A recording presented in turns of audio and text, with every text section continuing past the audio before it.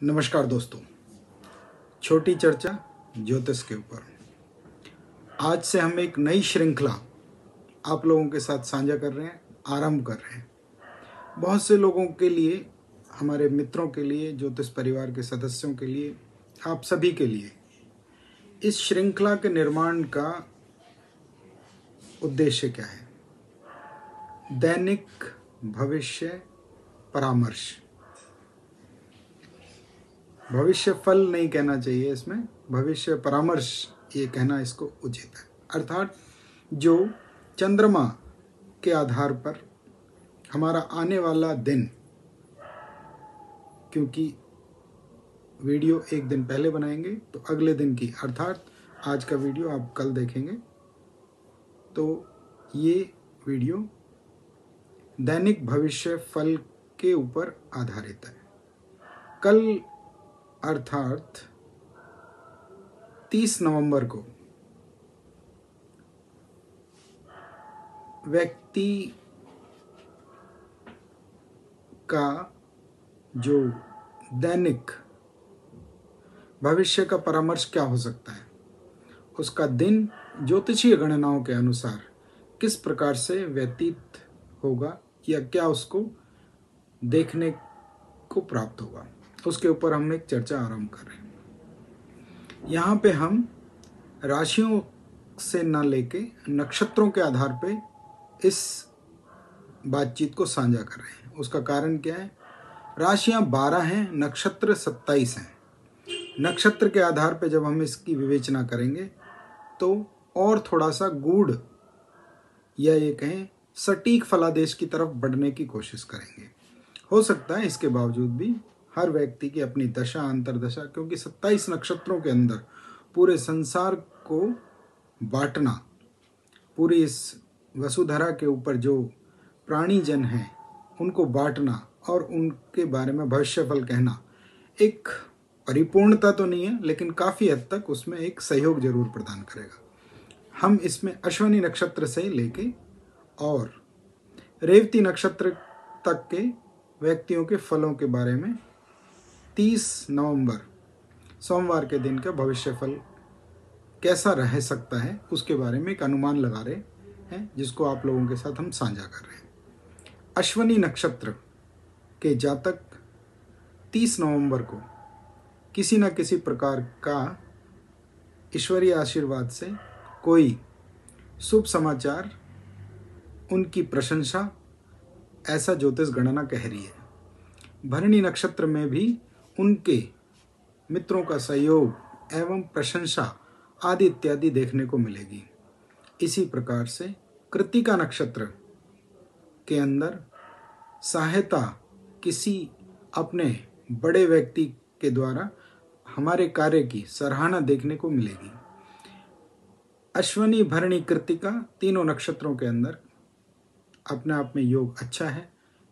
अर्थात इस दिन अश्विनी भरणी कृत्तिका के जातकों को कोई बहुत ज़्यादा चिंतन करने की आवश्यकता नहीं है। जीवन आनंदित है, उसका आनंद लीजिए।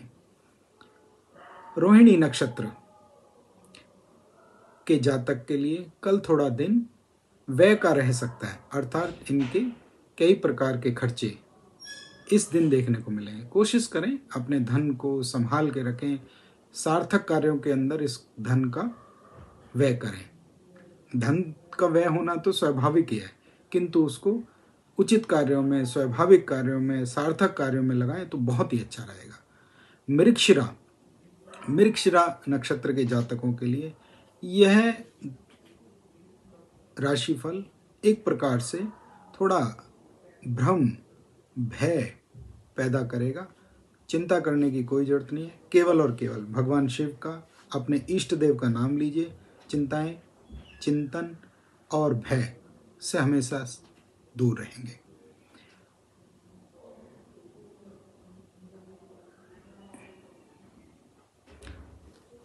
आद्रा नक्षत्र वालों के लिए हो सकता है उनके कनिष्ठ जन, उनके वरिष्ठ जन अनजाने में ही उनको किसी प्रकार का डांट डपट लगा दें, तो उससे भी कोई चिंता करने की जरूरत नहीं है।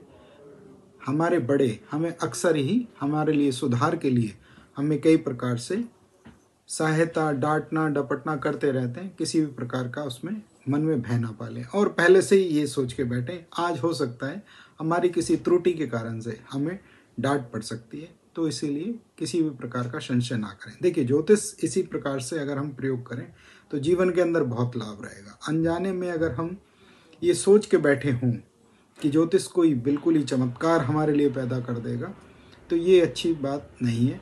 ज्योतिष हमें सहायता, परामर्श और एक दिशा निर्देश देता है। आद्रा में नक्षत्र में पैदा होने वालों के लिए मैंने बताया, इस दिन अपने वरिष्ठ जनों से, कनिष्ठ जनों से, अपने अधीनस्थ काम करने वालों से, अपने ऊपर काम करने वालों से अनजाने में व्यक्ति को डांट डपट का सामना करना पड़ सकता है। बच के रहें, थोड़ा सा दूर रहेंगे तो अपने आप ही आप उनकी डपट से बच जाएंगे। पुनर्वसु नक्षत्र के जातकों के लिए इस दिन मन के अंदर भय विकार पैदा होगा। ऐसा ना हो, मैं ऐसा करूं तो कोई ऐसा कार्य हो जाए। डरने की, भय की कोई आवश्यकता नहीं है। भगवान शिव के ऊपर, अपने इष्ट देव के ऊपर भरोसा रखिए, सभी कार्य बहुत ही आराम से निपट जाएंगे। पुष्य नक्षत्र में भी इसमें इसी प्रकार का योग बन रहा है। इसमें भी डर का वातावरण या भय का वातावरण बना रहेगा, किंतु करना क्या चाहिए? पुष्य नक्षत्र वालों के लिए इस दिन हो सके तो पुष्य जो गाय के दूध के बारे में कहता है, अर्थात अगर हो सके तो थोड़ा गाय के लिए सेवा कर दीजिए। अभी बाहर जाना उचित नहीं है, तो किसी संस्था के माध्यम से गाय के लिए, गौवंश के लिए कुछ ना कुछ सहयोग प्रदान करें, अच्छा रहेगा। भय से दूर रहने के लिए भगवान शिव का और अपने इष्ट देव का ध्यान कीजिए।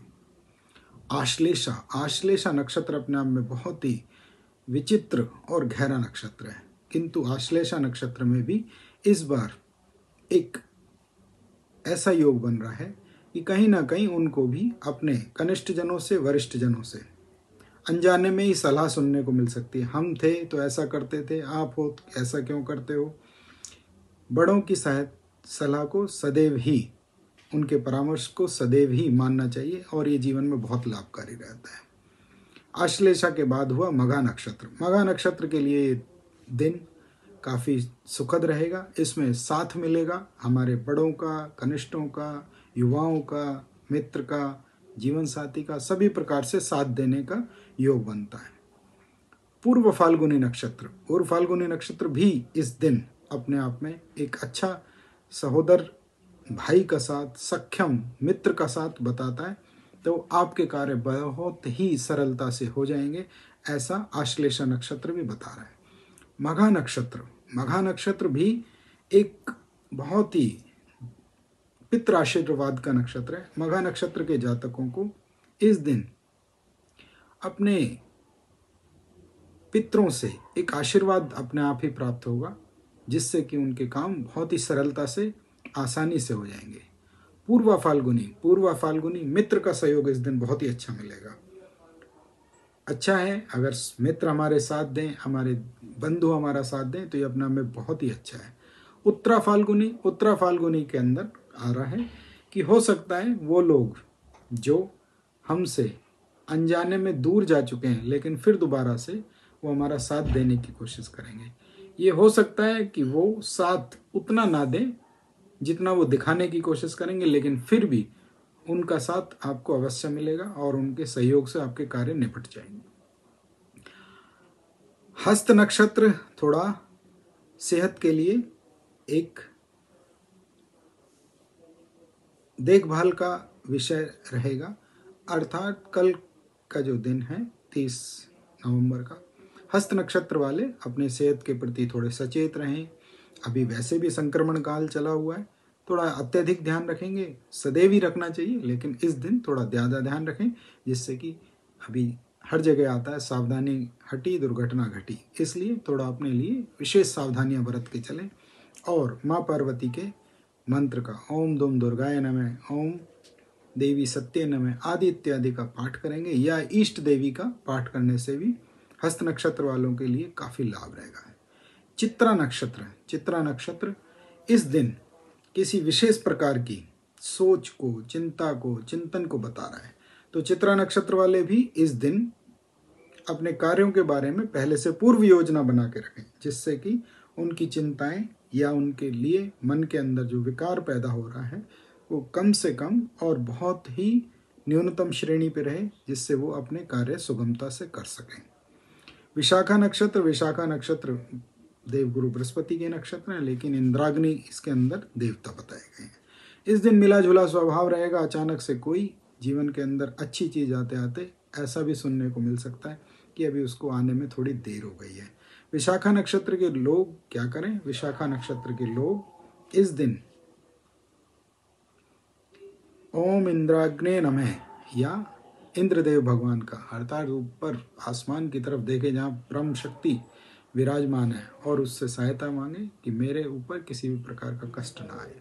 कष्ट तो इसमें नहीं दिखाई देता, लेकिन हाँ थोड़ा सा ये अपने लिए हेल्थ से रिलेटेड, स्वास्थ्य से समस्याओं के बारे में बताता है कि उनके लिए ध्यान रखना चाहिए। अनुराधा नक्षत्र से फिर दोबारा से एक अच्छा योग बनता है। ये हमारे विपरीत लिंग के साथियों से, अर्थात पुरुष के लिए महिला, महिला के लिए पुरुष, बहन के लिए भाई, भाई के लिए बहन, माता के लिए पिता, पिता के लिए माता सहायता प्रदान करेंगी। अच्छा है। अनुराधा नक्षत्र यही लगभग योग ज्येष्ठा नक्षत्र वाले लोगों के लिए भी देखने को मिलेंगे। इस समय किसी भी विपरीत लिंग से लाभ होने का, विपरीत व्यक्ति से लाभ होने का समाचार इसमें प्राप्त होता है। ज्येष्ठा हो, मूला हो, ज्येष्ठा में हो सकता है वो आपके बड़े विपरीत लिंगी आपको लाभ दें। मूला के अंदर हो सकता है ऐसे लोग जो बहुत ही आपके साथ जुड़े हुए हैं गहराइयों से, लेकिन हैं वो आपसे विपरीत लिंग के, अर्थात पुरुष के लिए महिला, महिला के लिए पुरुष, वो आपको किसी न किसी प्रकार का सहायता, सहयोग प्रदान करेंगे। इसी प्रकार से पूर्वाषाढ़ा, उत्तराषाढ़ा तक इसके परिणाम लगभग इसी प्रकार से बने रहेंगे। अर्थात ये अच्छा ही है कि इस दिन कोई भी कार्य आपसे अपोजिट जेंडर आपको सहयोग देगा और आपके कार्य इसमें पूरे हो जाएंगे। जिनके कार्य पूरे हो रहे हैं उनके लिए तो अच्छा ही है ये एक प्रकार से। इसके बाद आते हैं हम श्रवण नक्षत्र। श्रवण नक्षत्र थोड़ा सा लॉसेस को बताता है। खर्चों पे नियंत्रण रखिए, कोशिश कीजिए कि कहीं गलत कार्यों में खर्च पैसा ना हो जाए। अनजाने में ऐसी योजनाओं के अंदर कोई धन इत्यादि व्यय ना करें जिससे कि आपको अचानक से कोई नुकसान हो। पैसा आपका है, धन आपका है, लक्ष्मी आपकी है, श्री आपकी है, आपने उसका प्रयोग कैसे करना है इस दिन थोड़ा ध्यान रखें। कई बार नक्षत्रों के फल थोड़े बदल भी सकते हैं। उसका कारण क्या है? यह गोचर फल है और दशाएं अगर शुद्ध हैं तो इनके ऊपर काफ़ी हद तक नियंत्रण कर देती हैं, लेकिन अगर दशाएं भी किसी प्रकार से थोड़ा दिक्कतें दे रही हों तो कई बार नियंत्रण नहीं हो पाता। इसलिए इस दिन जो श्रवण नक्षत्र वाले लोग हैं कोशिश करें अपने बड़ों की बात सुन लें। श्रवणम च कष्टहरणम, सुनने से कष्ट दूर होते हैं। अपने बड़ों से सलाह लें कि हम इसमें कोई व्यय, इन्वेस्ट, हम इसके अंदर कुछ देर के लिए कोई पैसा डालना चाहते हैं किसी कार्य के लिए, तो अपने बड़ों से सलाह लेंगे, काफ़ी इसमें आपको सहयोग मिलेगा। धनिष्ठा नक्षत्र, धनिष्ठा नक्षत्र के बारे में भी कुदरती इस बार ये अपने आप में एक लॉसेस को बता रहा है। तो क्या करना चाहिए? धनिष्ठा में कई बार ये देखा गया है कि वे योजनाएं जिनके बारे में आप बड़ा चढ़ा के सोच रहे हैं, बड़ा चढ़ा के देख रहे हैं कि मैं इसमें इतना कार्य करूंगा तो मेरे को इतना लाभ, मैं इसमें इतना निवेश करूंगा तो मेरे को इतना लाभ मिलेगा, और वो लाभ कम हो जाए। इसलिए धनिष्ठा नक्षत्र वालों के लिए थोड़ा ये देख लें कि जो सामने वस्तु उनके दिखाई जा रही है वो क्या बढ़ा चढ़ा के तो नहीं दिखाई जा रही और उससे उनको कहीं घाटा तो नहीं लग जाए। श्रवण नक्षत्र वालों के लिए ये कि जो उनको कानों में सुनाई दे रहा है उसके लिए थोड़ा ध्यान रखें कि उनके पीछे कोई कानाफूसी तो नहीं हो रही है। अपने बड़ों से सहयोग लें, किसी भी प्रकार का व्यय से बच जाएंगे। सतबीरसा नक्षत्र भी कुदरती इस दिन थोड़ा सा व्यय का प्रतीक बताया गया है। वह कैसे हो सकता है? सतबीरसा के अंदर हो सकता है थोड़ा औषधियों पे व्यय हो, आपकी सेहत के लिए ठीक रखने के लिए व्यय हो, लेकिन साथ में ये भी कहा गया है इसमें कई प्रकार के योग बनते हैं जिससे कि व्यक्ति को अनजाने में किसी प्रकार का व्यय हो सकता है, नुकसान हो सकता है। सम्मिलित भाषा का प्रयोग करते हुए मैं आपके साथ साझा कर रहा हूँ। कोशिश थी मेरी कि मैं हिंदी की भाषा में इसमें ज़्यादा से ज़्यादा इस्तेमाल करूँ, लेकिन सम्मिलित भाषा के शब्दों का मुझे इस्तेमाल करना पड़ रहा है। तो शतभिषा नक्षत्र में कई प्रकार के आपके सेहत से संबंधित व्यय नजर आते हैं, औषधियों से संबंधित व्यय नजर आते हैं। कोशिश कीजिए इस दिन अपने व्यय के ऊपर नियंत्रण रखें और भगवान शिव का पाठ कीजिए, या जो इस आकाश के अंदर अनंत तारे हैं वो भगवान विष्णु के रोमकूप हैं या उनके छिद्र हैं, तो उनके ऊपर एक बार देख के उनसे आशीर्वाद मांगिए कि मेरा व्यय किसी भी प्रकार से गलत कार्यों में ना हो। इसके बाद हम आते हैं पूर्व भाद्रपद। स्वाभाविक रूप से ये नक्षत्र अच्छा है। पूर्व भाद्रपद के अंदर आपके किए गए कार्यों की सराहना होगी, लोग आपको सराहेंगे, आपको आपके कार्यों की प्रशंसा होगी। उत्तरा भाद्रपद भी उसी प्रकार से सराहना का प्रतीक है। फर्क सिर्फ इतना है, अंतर सिर्फ इतना है कि पूर्व भाद्रपद में आप जो पहले से कार्य कर रहे हैं उनकी सराहना होगी, और उत्तर भाद्रपद के अंदर आपने जो कार्य पूरा कर दिया है उसके बाद उसकी सराहना देखने को मिलेगी। इसी प्रकार से रेवती नक्षत्र बहुत ही सुंदर मोहक नक्षत्र है। रेवती वैसे तो ये गंडांत नक्षत्र है, गंडमूल नक्षत्र कहलाता है, लेकिन फिर भी इस दिन जो आने वाला दिन है जिसके हम भविष्य फल की बात कर रहे हैं, इसमें रेवती नक्षत्र के जातकों के लिए उनके प्रशंसा के योग बनते हैं, और विशेषतः हो सकता है उनके जीवन साथी उनके कार्यों की बहुत प्रशंसा करें, आनंददायक रहेगा। इसी प्रकार से अश्विनी नक्षत्र पुनः दोबारा से घूम के हम वापस आ रहे हैं।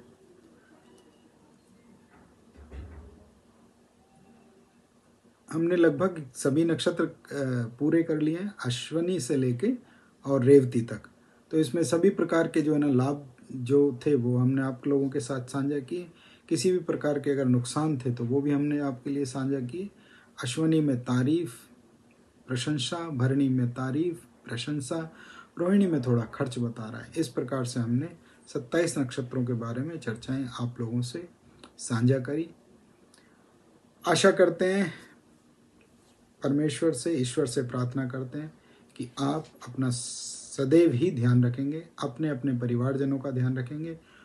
इस चर्चा के अंदर हमारा ये नया प्रयास है, कुछ त्रुटियां भी हो सकती हैं, कुछ नई चीज़ें सीखने को भी हमें आप लोगों से प्राप्त होंगी, तो आप हमें अपना अनुभव साझा कीजिए, जिससे हम अगली श्रृंखला और बेहद सटीकता से बनाएं, और आप अगर कहें तो उसे राशियों के साथ जोड़ के बनाएं, या फिर पुनः नक्षत्रों के साथ ही अगले दिन के भविष्य के बारे में परामर्श के लिए बताएं। साथ ही इसमें जो उपाय संबंधित हो सकते हैं अगली चर्चा में जरूर आपके लिए साझा करेंगे। त्रुटियों के लिए क्षमा, अपना ख्याल रखिएगा। कल कार्तिक पूर्णिमा के आपको बहुत बहुत शुभकामनाएं। इस पूर्णिमा के दिन अपना दीप प्रज्वलित कीजिए और प्रकाश को प्रकाशवान बनाइए। कुदरती इसी दिन ग्रहण भी है। ग्रहण के दिन क्योंकि रात्रिकालीन में रहेगा, भगवान विष्णु के जो मंत्र हैं उनका पाठ कीजिए, या जो भी इष्ट देव जिनको आप अपने कुल परंपरा से, रीति रिवाजों से मानते हैं या प्रथाओं से मानते हैं, उनके बारे में मंत्र जाप कीजिए, उनका नाम लीजिए, बहुत लाभ मिलेगा। धन्यवाद। छोटी चर्चा ज्योतिष में आपने भाग लिया। श्रृंखला आपको कैसी लगी है उसके अनुभव हमारे कमेंट बॉक्स में जाके लिखिएगा। चैनल को सब्सक्राइब कीजिएगा। धन्यवाद, प्रणाम, त्रुटियों के लिए क्षमा।